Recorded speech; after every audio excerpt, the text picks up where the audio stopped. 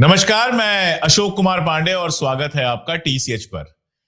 Iran से जितनी भी अपडेट्स हमें मिल पा रही थी, हम लगातार अपडेट करने की कोशिश कर रहे थे और आगे भी कोशिश करते रहेंगे। लेकिन इन अपडेट्स के लिए हमारे लिए बहुत बड़े सोर्स थे और आप कह सकते हैं कि हमारी आंख, हमारा कान वहां पर सैयद आकिब भाई थे। लगातार खराब इंटरनेट के बावजूद वो लगातार टच में थे। कई वीडियोज उन्होंने भेजे। कुम से उन्होंने पब्लिक में जाकर हमारे लिए एक वीडियो किया और बताया कि वहां हालात कैसे हैं और जिस तरह का तमाशा पूरी दुनिया में फैलाया जा रहा था और जिसको हमारा गोदी मीडिया बिल्कुल आराम से सच मानकर फॉलो कर रहा था कि भाई ये हो गया, भाई वो हो गया, उसका कोहरा कुछ हद तक छांटने में अगर हम कामयाब हुए तो उसमें आकिब साहब का बहुत बड़ा रोल था। उसके लिए हम बहुत शुक्रगुजार हैं। आज इंटरनेट थोड़ा बेहतर मिला है तो हमारे साथ सीधे जुड़े हैं। बहुत शुक्रिया आकिब साहब, बहुत शुक्रिया। बहुत बहुत शुक्रिया मुझे ये दावत देने का और ये मौका देने का कि जैसे कि आपने कहा कि कुछ सच्चाई को थोड़ा आज विस्तार के साथ इंशाल्लाह सामने रखने का ये मौका देने का बहुत बहुत शुक्रिया।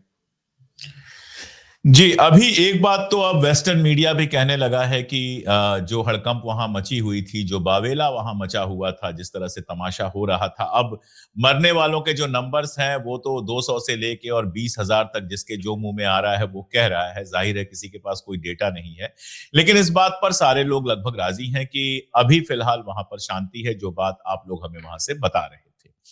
कुछ नई चीजें आई हैं, उन पर भी बात करेंगे। ईरान के हालात पर तो आपसे बात करेंगे ही। जैसे गजा का पीस बोर्ड बना है जो $1 बिलियन में बिक रहा है। कोई भी उसका मेंबर बन सकता है $1 बिलियन देके। गजा का पीस बोर्ड बना है लेकिन उसमें एक भी अरब नहीं है। एक भी मुसलमान छोड़ दीजिए, एक भी अरब नहीं है वहां पर। और वो लोग हैं कुशनेर जैसे लोग, विटकॉफ जैसे लोग, या फिर इराक का जो कातिल या बूचर जो भी आप कहना चाहें, अपने इंग्लैंड का जो एक्स एक्स प्राइम मिनिस्टर है टोनी ब्लेयर, वो उसमें है। इस तरह के लोगों को रखा गया है जिन्होंने मिडिल ईस्ट में पीस को डिस्टर्ब किया है, बनाया कभी नहीं है। उस पर हम बात करेंगे और भी कुछ मुद्दों पे बात करेंगे। पेजेश्कियन साहब का एक ट्वीट आया था जिसमें उन्होंने कहा था कि खामनेई साहब के ऊपर अगर कोई हमला होता है तो इसको ईरान के ऊपर हमला कहा जाएगा। इसके मानी क्या थे वो भी हम समझने की कोशिश करेंगे। लेकिन सबसे पहले बिना किसी सवाल के आप जो कुछ कहना चाहते हैं वहां से, और मैं ये भी जानना चाहूंगा कि कुम में तो आप हैं तो वहां के हालात तो आपको बिल्कुल पता है। कुम के अलावा जो इलाके हैं वहां कैसे हालात हैं वो भी हम आपसे जानना चाहेंगे। जी जी, बिस्मिल्लाहिर्रहमानिर्रहीम। जी, शुरुआत इसी से की जाए कि जो फैक्ट्स हैं, जो सही खबर है, फिलहाल उसी को पेश किया जाए। फिर उसके आगे जैसा वक्त रहा उसके ऊपर फिर एनालिसिस भी हो सकती है। बिल्कुल। फैक्ट्स ये हैं कि जब 12 रोज़ा जंग ख़त्म हुई थी और ईरान को एक बड़ी उसमें जीत हासिल हुई, तो उसके बाद से ये अनुमान लगाया गया था कि दुश्मन फिर कुछ न कुछ कोशिश करेगा। और यहाँ नवंबर के महीने से, अक्टूबर-नवंबर के महीने से यहाँ के जो बड़े-बड़े ज़िम्मेदार हैं, चाहे वो खुद आयतुल्लाह ख़ामेनेई हों, चाहे वो यहाँ के राष्ट्रपति हों या हत्ता फ़ॉरेन मिनिस्टर हों, इस किस्म के बयान दे रहे थे कि हमें इसकी इत्तिला है कि कुछ मुख्तलिफ़ किस्म की कोशिशें हो रही हैं कि ईरान को जो इस जंग में सबसे बड़ी ताकत और क़ुव्वत हासिल हुई है और वो है यहाँ की जनता की एकता, उसको किसी तरह भंग किया जाए और तोड़ा जाए। और हमने देखा कि अचानक फिर दिसंबर के आखिर में यहाँ पर जो है एक जेन्युइन प्रॉब्लम है महँगाई का, इन्फ्लेशन का, ये सब रियल प्रॉब्लम्स हैं। आपके दर्शक अच्छी तरह जानते हैं, आप भी कई बार ये बता चुके हैं उन्हें। इसके नतीजे में यहाँ पर कुछ प्रोटेस्ट हुए, जो कि किसी भी डेमोक्रेसी में एक नेचुरल सी चीज़ है। वो हुए, 2-4 दिन तो वो ठीक चले, लेकिन उसके बाद उसमें हिंसा शुरू हुई है दिसंबर के आखिर में। तेज़ी से बस दोहरा दूँ, फिर मेन फ़ोकस मैं करूँगा, वो जो 8-9 जनवरी है उसके बाद से हुआ है। थोड़ी बहुत उसमें मुख्तलिफ शहरों से छुट-पुट हिंसा की घटनाओं की खबर आने लगी, जिसको ज़ाहिर-सी बात है वो जिसको इंटरनेशनल गोदी का अच्छा नाम आपने दिया है, वो उसको उसने बहुत बड़ा-चढ़ा के दिखाया। 7 जनवरी तक जब हम यहाँ पर थे, तो ऐसा लग रहा था कि जो भी बाहर मीडिया में जो भी हंगामा मचा रहे हो, यहाँ ज़मीनी तौर पर वो हिंसा तकरीबन ख़त्म हो गई थी। कोई ख़ास नुकसान भी बड़े पैमाने पर नहीं हुआ था। कुछ हद ये तक 7 जनवरी की बात आप बता ये रहे हैं। 7 जनवरी तक की बात है। हुआ जी। था, थोड़ा बहुत नुकसान हुआ था, जो कुछ शहर ख़ास तौर पर जो इराक के बॉर्डर से नज़दीक कुछ छोटे शहर हैं, वहाँ पर थोड़ी ज़्यादा हिंसा हुई थी। जो माली नुकसान था वो भी हुआ था, चंद लोगों की जान भी गई थी। लेकिन ऐसे बड़े देश में इसको कोई बहुत बड़ी घटना की नज़र से नहीं देखा जा रहा था, उस वक़्त तक 7 जनवरी के वक़्त। जी। लेकिन 6-7 जनवरी से हमने देखा कि मीडिया में एक माहौल कायम शुरू हुआ कि जिससे अनुमान लगाया गया कि शायद कुछ और अब होने वाला है। और वो ये है कि मुख्तलिफ चेहरे, बड़े-बड़े वेस्टर्न चेहरे, पॉलिटिक्स के, मीडिया के, एंटरटेनमेंट के, जो वेस्ट में रहते हैं, कुछ हद तक जो ईरान में भी रहते हैं, इन लोगों ने ये माहौल कायम करना शुरू किया कि 8 जनवरी की बात ये फैसलाकुन रात है, आओ बाहर निकलो, अपने हक का मुतालिबा करो, अपनी डिमांड्स को हासिल करो, दबाव डालो वगैरह-वगैरह। अल्फाज में डायरेक्ट इन लोगों के ज़बान से जो अल्फाज आ रहे थे, उसमें डायरेक्टली जो है वो हिंसा की दावत नहीं थी, लेकिन इशारा ज़रूर पाया जाता था।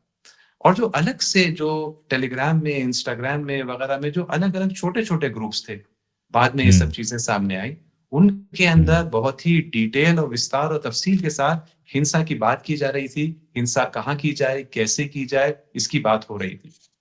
नतीजे में ये जी, हुआ कि 8 जनवरी के जब दिन गुज़रता है, रात होती है, अंधेरा यहाँ होता है, तो उसके बाद से यहाँ पर हर बड़े-छोटे शहर में खबर आई हिंसा की। छोटे-छोटे गिरोह, कहीं 10 लोग, कहीं 15 लोग, कहीं 20, बहुत बड़ा कोई हुआ, कोई झुंड हुआ तो 50-100 लोगों का कहीं पर हुआ। ये लोग निकले बाहर, इनके पास पत्थर है, तलवार है, लाठी है और इनके दरमियान कुछ लोग हैं जिनके पास बंदूकें हैं। हत्ता बाज़ के पास AK-47 तक थी, राइफ़ल थी, पिस्तौल वगैरह तो बहुत के पास थी। और ये लोग सड़कों पर निकले, चौराहों पर निकले, ट्रैफिक को रोकना शुरू किया, पथराव करना शुरू किया और पुलिस वालों पर, सिक्योरिटी फोर्सेस पर भी हमला किया और आम जनता पर भी बड़े पैमाने पर हमला किया। आग लगाई, गोलियां चलाई, चाकू और तलवार का बहुत बड़े पैमाने पर इस्तेमाल किया। और उस रात ईरान की सोसाइटी जो बिल्कुल उसको आदत ही नहीं है इस किस्म की सड़कों पर हिंसा देखने की, यानी ये दुनिया की निस्बतन ज्यादा पीसफुल सोसाइटीज में से है, सेफ सोसाइटीज में से आप देश में आके अक्सर भाग में बीच रात में भी कहीं अकेले निकल जाए कोई मसला नहीं है।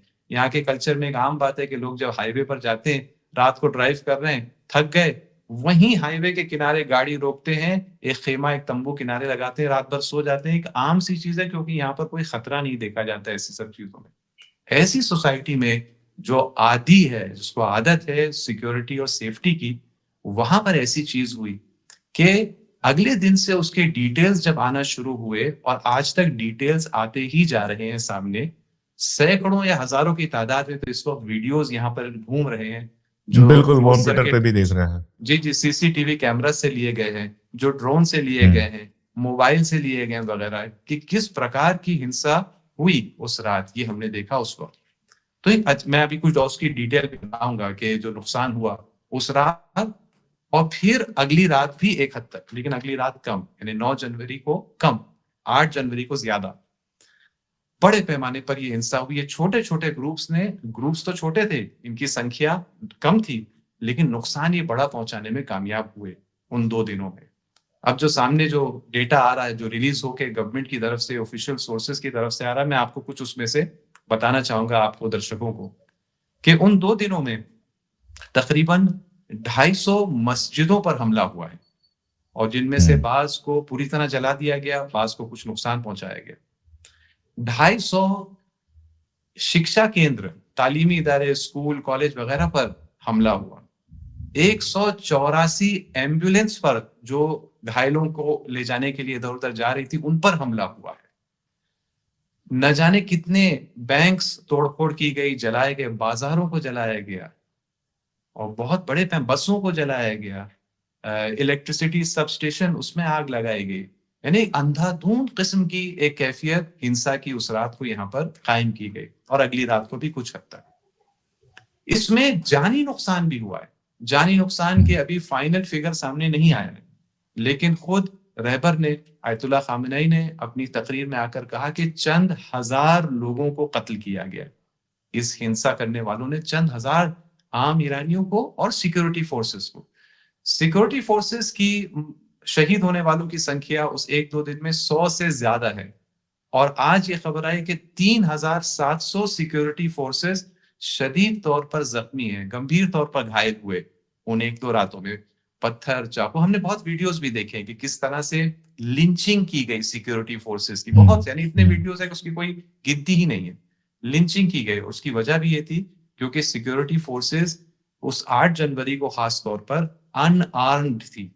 क्योंकि यहाँ पर इतने डेकेड्स में जो एक्सपीरियंस है और ट्रेनिंग जो हासिल हुई है कि मॉब वायलेंस से कैसे डील किया जाए, तो यहाँ के प्रोटोकॉल में ये शामिल है कि अनआर्म्ड तरीके से डील किया जाएगा, सिवाय इसके कि फिर पूरी तरह से एकदम गोलियां चलने लगे, तो उस सूरत में खास आर्म्ड लोग होते हैं सिक्योरिटी फोर्सेस में। आमतौर पर सिक्योरिटी फोर्सेस जब जाती हैं मॉब को कंट्रोल करने के लिए, वो गोली नहीं चलाती। वजह उसकी है कि उनको बंदूक ही ले जाने की इजाजत नहीं होती।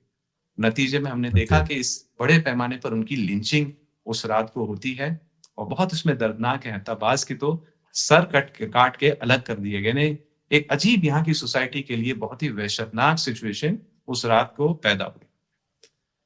9 जनवरी से सिक्योरिटी फोर्सेस ने अपना रवैया बदला तो तेजी से मसला कंट्रोल में आया।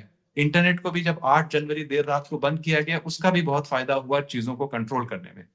इंटरनेट बंद होने से और सिक्योरिटी फोर्सेस ने अब सख्ती का रवैया जब से इख्तियार किया, तो 9 जनवरी को कमी आई और 10 जनवरी तक आते आते यहाँ पर फिर दोबारा शांति स्थापित हो गई और गिरफ्तारियों का सिलसिला शुरू हुआ। 10 जनवरी के बाद से आज हम 19 जनवरी को आपस में ये गुफ्तगू कर रहे हैं। यहाँ पर हर जगह इस वक्त अमन और अमान और शांति कायम है। हर तरफ बाजार खुले हैं, यातायात एकदम समानता से यहाँ पर हो रही है, सब कुछ नॉर्मल है। ट्रेन, बस, हाईवे, फ्लाइट, सब कुछ है। लेकिन सब लोग एक अजीब अपने दिल में एक संगीनी का एहसास कर रहे हैं, क्योंकि एक ऐसे तजुर्बे से उनको गुजारा गया है कि उनको कभी इस किस्म की चीजें देखने को नहीं मिली। कई लोगों ने अपनी आंखों से देखा, चश्मदीद गवाह रहे इस हिंसा के, और कई लोगों ने, उससे ज्यादा लोगों ने जो है मीडिया से, क्योंकि यहाँ के मीडिया ने इसको 9 जनवरी से ही पूरी तरह से ये सारी डिटेल्स को सामने लाना शुरू किया और खुद इन वीडियोस को बड़े पैमाने पर वो डिस्ट्रीब्यूट कर रहा है और नश्र कर रहा है। और आज तक इतने वीडियोस है कि आज तक नए नए वीडियोस आ रहे हैं, इतने ज्यादा है।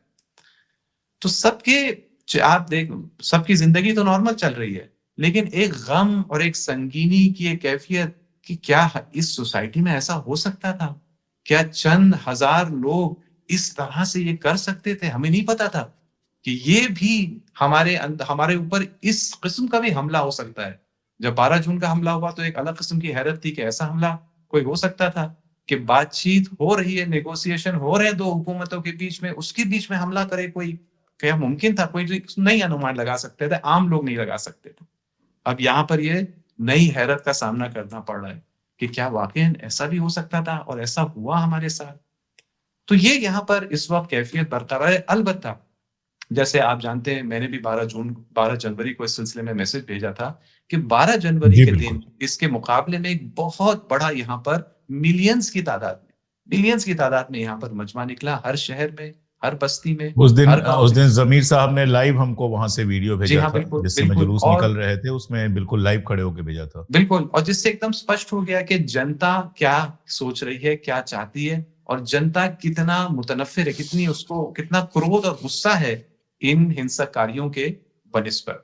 तो अभी हम इस सिचुएशन में हैं, मैं आखिरी अपने जो चंद जुमले अभी इस मरहले के, हम इस स्थिति में इस वक्त हैं पांडे जी के 12 रोजा जंग के बाद जैसी सिचुएशन में हम दोबारा है कि वो हमला हुआ, उससे नुकसान हुआ यहाँ की सोसाइटी को, लेकिन हमलावर नाकाम हुए, वो अपने मकसद तक नहीं पहुंच सके, और बल्कि उसके नतीजे में ईरानी सोसाइटी में जज्बा और इत्तेहाद और समझ और शऊर में इजाफा हुआ। दोबारा हम उस स्थिति में हैं कि दोबारा और ज्यादा इत्तेहाद में और ज्यादा जज्बे, समझ और शऊर में सोसाइटी में इजाफा है, लेकिन नुकसान हुआ है। एक सवाल मैं आपसे करना चाहूंगा। आमतौर पे जैसे लगता है मुस्लिम कंट्री कहा जाता है तो लगता है कि बस सारे एक जैसे लोग हैं, बिल्कुल मोनोलिथ सोसाइटी जिसको अंग्रेजी में कहते हैं, तो सब एक जैसे हैं, सबका एक फिरका है, सब एक जैसे कपड़े पहनते हैं, सब एक कल्चर से आए हैं, सब एक लैंग्वेज बोलते हैं, ये मान लिया जाता है। जो हमारा बैकअप माइंड एक होता है उससे मान लिया जाता है।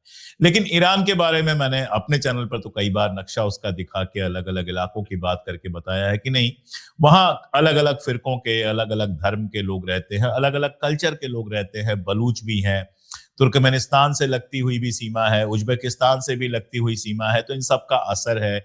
मेन पर्शिया है जो पर्शियन कल्चर का है, उसके अलावा भी कई सारे कल्चर्स वहां पर हैं। तो ये मतलब अगर ऐसे देखा जाए तो काफी कुछ हमारे हिंदुस्तान की तरह ही ईरान भी एक मल्टी कल्चरल और मल्टी लिंगुअल सोसाइटी है। ये मतलब मैं बार-बार इसलिए कहता हूँ कि वो थोड़ा-सा हट जाए, जो बहुत छोटे मुल्क होते हैं, उनके साथ ये हो सकता है कि एक ही कल्चर हो। आप ये चीज़ जॉर्डन में देख सकते हो, ये चीज़ ओमान में, हालाँकि ओमान जैसे मुल्क को भी आप देखोगे तो 7 या 8 अलग-अलग रियासतें थी, उन्होंने मिलके एक नेशन बनना स्वीकार किया, तो उनके भी कल्चर, खाने-पीने में काफ़ी फ़र्क है। साउथ में जाइए, नॉर्थ में जाइए, अलग-अलग है। खैर, तो ये जो इससे क्रिएट होती है फॉल्ट लाइंस, जैसे लेबनान में फॉल्ट लाइंस थी, सीरिया जो मल्टी एथनिक ग्रुप था वहां पे फॉल्ट लाइंस थी, और उन फॉल्ट लाइंस को बहुत कायदे से मैनूवर किया इजराइल और अमेरिका ने। नतीजा यह है कि सीरिया तो तबाही के कगार पे ही है, बटा हुआ है बुरी तरह से, रोज वहां खून बह रहा है, और लेबनान में भी ये कोशिश जारी है कि इस तरह का कुछ कर सके। ईरान के पीछे भी यही मसला था। मैंने अपने चैनल पे कहा था, आप लोग देख नहीं पा रहे होंगे वहां से नेट की वजह से, तो मैंने अपने चैनल पे ये बात कही थी कि असली प्लान है ईरान को अलग-अलग टुकड़ों में बांट देने का, और फिर उसके बाद एक छोटा-सा हिस्सा रजा पहलवी को शायद मिल जाए, बाकी सब हिस्सा ऐसे लोगों के पास होगा कि इजराइल और अमेरिका आराम से लूट कर सकें। ये उनकी प्लानिंग दिखाई देती है। अगले दिन वॉल स्ट्रीट जर्नल ने इसी चीज को छापा, मुझे सुन के तो नहीं छापा होगा, लेकिन उन्होंने छापा तो वो चीज ज़ेरे बहस थी कहीं न कहीं। तो ये जो फॉल्ट लाइंस हैं कितनी गहरी हैं ईरान में, और इनका कितना फायदा उठाया जा सकता है या आगे हो सकता है, क्योंकि फॉल्ट लाइंस तो हैं, ये कहना तो गलत होगा कि नहीं ठीक है, रहबर है, खामनेई है, लेकिन बहुत सारे लोग उनके खिलाफ भी होंगे, बहुत सारे लोग उनको नहीं पसंद करते होंगे, लिबरल्स अपने तरीके के, और भी बहुत तरह के लोग हैं। तो इन फॉल्ट लाइंस के बारे में मैं चाहता था थोड़ा सा आप विस्तार से हमारे दर्शकों को बताते, तो ईरान को समझने में इनको मदद मिलती। जी हाँ, जैसे कि आपने सही कहा, किसी भी बड़े देश में मुख्तलिफ किस्म की अलग-अलग सोशल ग्रुप्स, कौमें वगैरह रहती हैं, और ईरान में भी ऐसा है। ज़बान के एतबार से भी शिया सुन्नी भी, ये भी आपके दर्शक भी जान लें कि यहाँ की गर्चे यहाँ की मेजॉरिटी जो है वो शिया मुसलमान है, लेकिन सुन्नी मुसलमान भी हैं, यहाँ पर क्रिश्चियंस भी हैं, यहाँ पर यहूदी भी पाए जाते हैं। यानी जो, बल्कि पूरे जो वेस्ट एशिया के इलाके में इसराइल, जिसको अगर कोई मान ले कि वो एक रियल कंट्री है, तो खैर सबसे ज्यादा यहूदी तो वहां है, लेकिन अगर उसको कोई रियल कंट्री ना माने तो सबसे ज्यादा यहूदी तो पूरे वेस्ट एशिया में आज भी जो है वो ईरान में ही रहते हैं। तो ये बहुत सारे अलग अलग ग्रुप्स हैं, और इनके अंदर जाहिर सी बात है अलग अलग इसमें अपने लैंग्वेज, कल्चर वगैरह और इख्तिलाफ और टकराव की गुंजाइश भी पाई जाती है। जाहिर सी बात ये भी होता है, हर सोसाइटी में होता है, यहाँ भी है। और इस पर दुश्मनों ने काफी कोशिश की है कि इसको एक्टिवेट किया जाए, लेकिन इस एक ज़माने में कुर्दों में बहुत एक्टिविटी हो रही थी। एक ज़माने में यहाँ पर अरब रहते हैं, इराक के बॉर्डर के नज़दीक, उनके दरमियान, और बलूचिस्तान में आज भी एक्टिविटी इस किस्म की जारी है। लेकिन शायद ये 45 साल, 47 साल जब से रेवोल्यूशन के बाद से ये कोशिश की गई है इन फॉल्ट लाइन्स को या इन फासलों को फ्रिक्शन और कॉन्फ्लिक्ट पे तब्दील करने की जो कोशिशें रही हैं, शायद अब ये नतीजा लिया जा सकता है कि ये का ज्यादातर नाकाम और बड़े पैमाने पर नाकाम रही है। और शायद ये वजह है पांडे जी कि इस बार जो अब हिंसा हुई है, इसमें इन ट्रेडिशनल फॉल्ट लाइन्स को इस्तेमाल नहीं किया गया। शायद कहीं ना कहीं अमेरिका, इसराइल नाउम्मीद हो गए, क्योंकि इतने साल से इनको एक्टिवेट करने की कोशिश कर रहे हैं इन फॉल्ट लाइन्स को, लेकिन वो उनको नतीजा नहीं दे रही है। और उसकी वजह भी है क्योंकि ये सब डिफरेंसेस के बावजूद एक कॉमन, एक मुश्तरका किस्म का एक इरानियन नेशनलिज्म भी पाया जाता है, क्योंकि 98% यहाँ की पब्लिक मुसलमान है। गर्चे उसमें अलग अलग लैंग्वेज ग्रुप, हत्ता शिया सुन्नी भी पाए जाते हैं, लेकिन वो खुद मुसलमान होना बहुत मददगार है। और जो 2% नॉन मुस्लिम यहाँ पर आबादी है, वो अपने आप को इरानियन नेशनलिज्म के छत्र छाया में देखती है, जिसके अंदर इस्लाम एक उनसुर है, लेकिन वो अपने लिए भी एक जगह उसके अंदर देख पाते हैं। और इसलिए हम देखते हैं कि यहाँ के जो शोहदा जंग वगैरह में रहते हैं, उसमें क्रिश्चियंस भी रहते हैं, और ये एक यहाँ पर यानी उनकी एक पूरी तरह से एक्सेप्टेंस है यहाँ की सोसाइटी में। उनको आमतौर पर शक की निगाह से नहीं देखा जाता। यहूदियों तक को जो है यहाँ पर आमतौर पर शक की निगाह से नहीं देखा जाता है। बहरहाल, तो ये तो रही बात। तो इसलिए दूसरी फॉल्ट लाइन को उन्होंने क्या एक्टिवेट किया, ये जो झुंड और ये गुरोह निकले जिन्होंने इस हिंसा को अंजाम दिया, ये ईरानी थे, तकरीबन सभी ईरानी थे।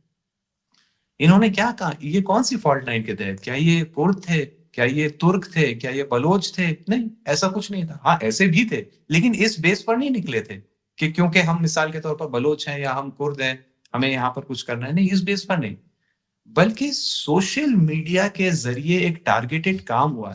देखिए, हम अपने देश में, हिंदुस्तान में व्हाट्सएप यूनिवर्सिटी के खतरे की बात करते हैं, और यकीनन बहुत खतरनाक है, और उसके खतरात बहुत। हमारे सामने, हम भुगत भी रहे हैं उसको। लेकिन बिल्कुल। एक और खतरनाक मॉडल उसी दुश्मन जब सोशल मीडिया को इस्तेमाल करे और एक तबके को, नौजवानों को जो बहुत ज्यादा असर लेते हैं मीडिया का, उनमें से एक छोटे तबके को दीवानगी की हद तक पहुंचा दे, दीवानगी की हद तक पहुंचा दे। इस फॉल्ट लाइन को, अगर आप इसको फॉल्ट लाइन कह सकते हैं, उसका प्रयोग किया गया है चंद हजार की तादाद को इस तरह से उस रात, जैसे ये हॉलीवुड फिल्मों में एक कैटेगरी होती है ज़ॉम्बी फिल्मों की, हॉरर फिल्मों में ज़ॉम्बी फिल्में होती हैं। यहाँ बिल्कुल, ईरान के लोग कह रहे बिल्कुल। हैं हमने उस रात जो है गोया ऐसा देखा कि हमारे देश में छोटे-छोटे झुंड ज़ॉम्बीज़ के, यानी ये लोग वो लोग थे जिनको हम जानते हैं, वो बच्चे थे, वो जवान थे, लेकिन न जाने इनके साथ क्या किया सोशल मीडिया ने, और उसमें ड्रग्स का भी इस्तेमाल था वगैरह, और कुछ के लिए पैसे का भी हुँ, इस्तेमाल था, कि इस तरह से ये हम पर हमले कर रहे थे, हमारे ही सिक्योरिटी फोर्सेस पर हमला कर रहे थे। ये यहाँ पर एक नए किस्म की फॉल्ट लाइन का इस्तेमाल किया गया। लेकिन ज़ाहिर-सी बात है, हर वो तीर जो आपने एक बार चला दिया, अगर आपने तीर एक बार चला दिया है, या तो आप अपने दुश्मन को आप कत्ल कर दें, लेकिन अगर वो सिर्फ़ हल्का-सा छू के निकल गया, अब आप दोबारा वो तीर नहीं चला सकते, बेकार हो गया फिर। वो बेकार हो जी। गया। और 12 रोज़ा जंग में भी ये हुआ। इस वाले हमले में भी यही हुआ कि अमेरिका अमेरिका ने नया एक तीर चलाया, लेकिन उसके नतीजे में यहाँ पर नुकसान तो हुआ, लेकिन नुकसान से ज़्यादा यहाँ पर इत्तेहाद में, इरादे की मज़बूती में और शऊर और समझ में इज़ाफ़ा हुआ। शऊर और समझ में इज़ाफ़ा हुआ। इसलिए आगे के जैसे ये मुकाबला, क्योंकि इसमें देखिए पांडित जी, आप शिद्दत आती जा रही है। आप अगर देखें, इस किस्म का जो यहाँ पर इंटरनल डिस्टर्बेंस क्रिएट करने का मामला रहा, पहले 2009 में एक बहुत बड़ी कोशिश की गई। हुँ, वो green revolution, colour revolution, velvet बिल्कुल, रेवोल्यूशन, बिल्कुल। नाकाम हुई। फिर उन्हें 10 साल लगे अगली बड़ी कोशिश, जो 2019 में जब पेट्रोल की कीमतें बढ़ी थी उस वक़्त की।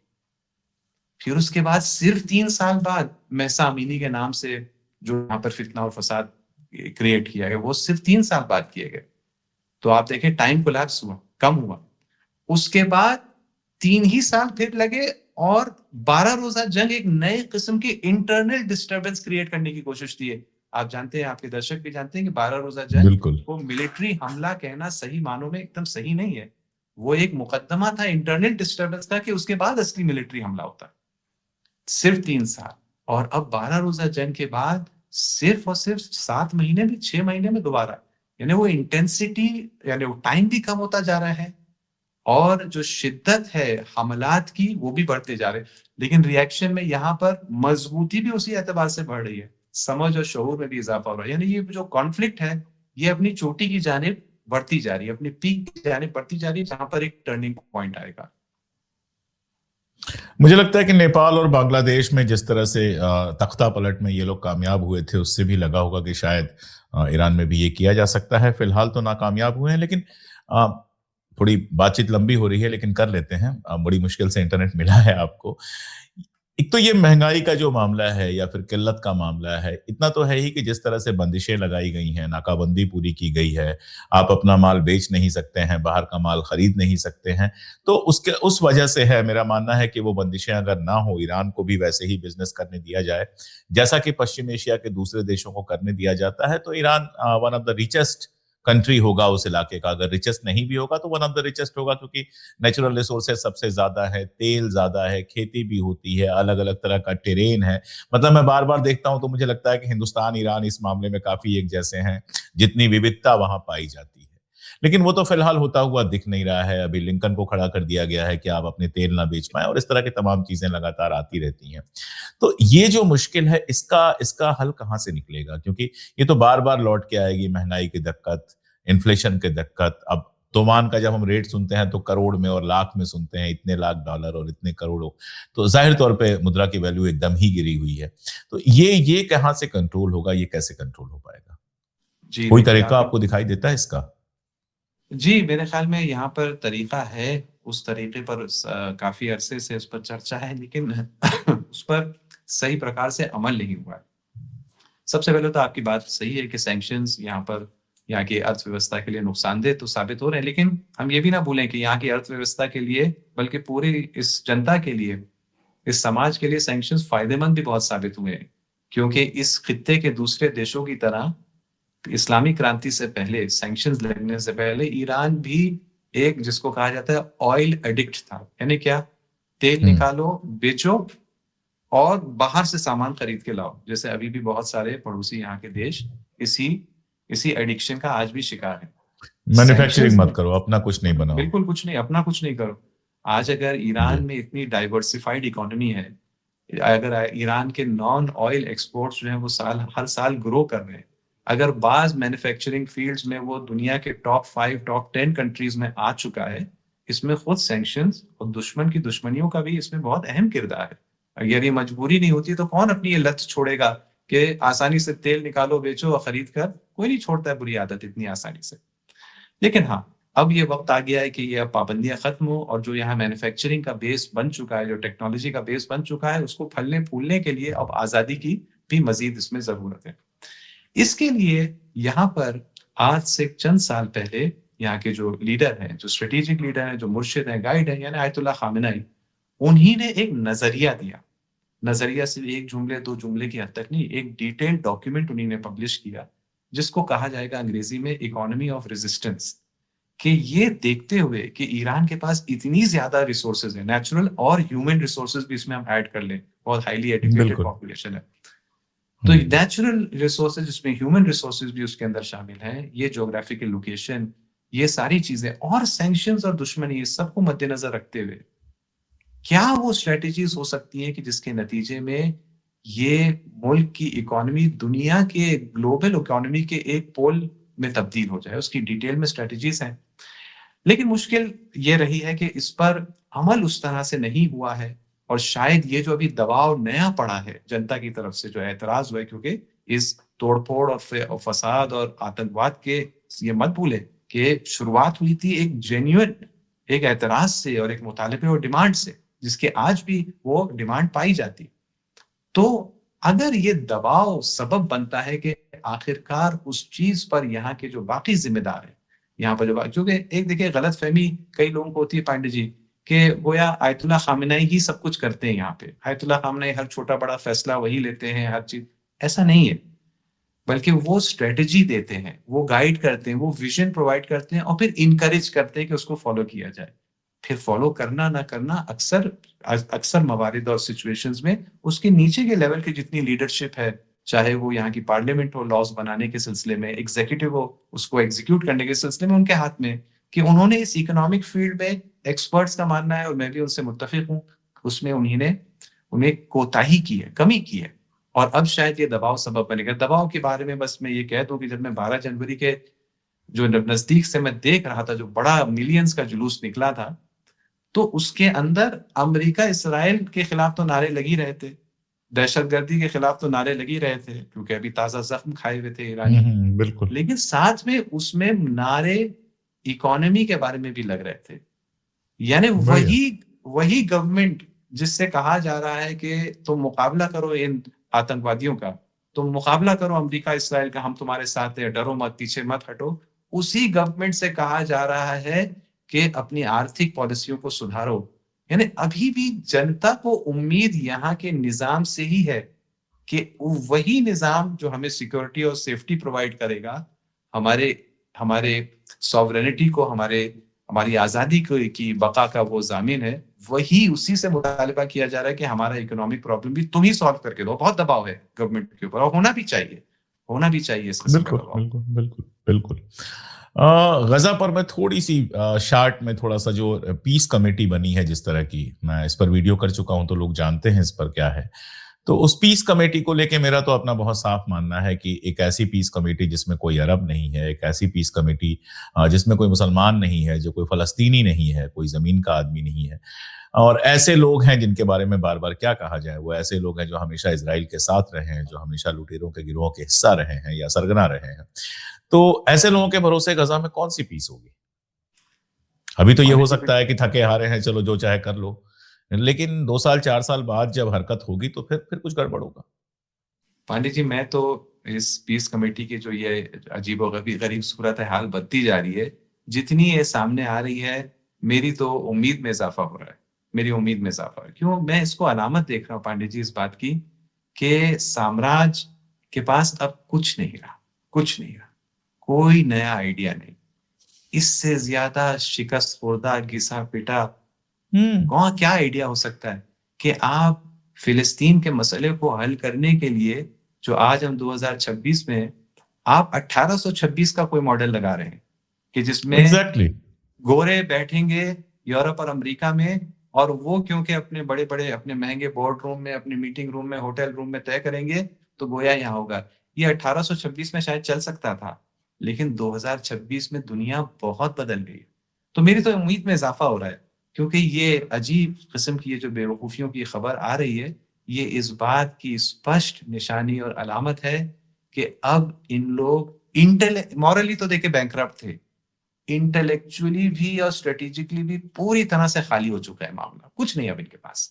अब हमें सिर्फ सब्र करना है, और जो मुकाबला कर रहे हैं, जैसे गज़्ज़ा की आम जनता आज तक मुकाबला कर रही है, और जो-जो जहाँ-जहाँ पर लोग मुकाबला कर रहे हैं, हमें उनकी उनकी की जीत और उनकी कामयाबी के लिए दुआ करना है, इंतज़ार करना है। बहुत बड़ी कामयाबी यहाँ के मकामी और नेटिव लोगों को मिलने वाली है, जो पूरी दुनिया में बहुत बड़ी लहर खुशी की और बहुत बड़ी लहर वैल्यूज़ के इम्प्रूवमेंट की क्रिएट करने वाली ज़्यादा दिन अब नहीं है। किसी दिन हम बैठेंगे जब थोड़ी और फुर्सत होगी तो थियोक्रेटिक स्टेट के पूरे कंसेप्ट पे भी बात करेंगे, क्योंकि वो भी एक बड़ा सवाल है कि अगर दुनिया में हम डेमोक्रेसी की बात करते हैं तो पश्चिम एशिया में थियोक्रेसी कब तक चल सकती है, जो थियोक्रेसी कैसी है, क्या है, इस पर हम कभी बात करेंगे। लेकिन आज जाते जाते बहुत मुख्तसर सा सवाल और उतना ही छोटा जवाब मैं आपसे चाहूंगा कि शाह रजा पहलवी को लेकर पश्चिम में बहुत ज्यादा बढ़ाया गया, उनके ट्वीट मिलियंस में रीच हुई और क्या क्या हुआ, लगातार वो भाषण दे रहे थे। ईरान में मैं चाहूंगा कि उनकी स्टैंडिंग क्या है, क्या मतलब वाकई एक छोटा सा ग्रुप है जो शाह रजा पहलवी का इंतजार कर रहा है? क्योंकि एक और बात यहाँ पे मैं लोगों से शेयर कर देना चाहता हूँ, आप बताएं तो भी बेहतर है, कि एक तो कोई खानदानी शाह नहीं है कि 200-400 साल राज किया है, ये बात समझ लेना चाहिए।